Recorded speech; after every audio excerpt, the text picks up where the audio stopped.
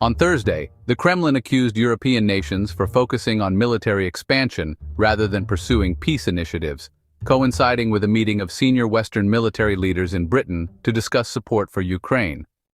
Since the inauguration of US President Donald Trump in January, major European nations, including France and the UK, have aimed to increase their defense budgets due to rising apprehensions that the US might reduce its commitment to European security.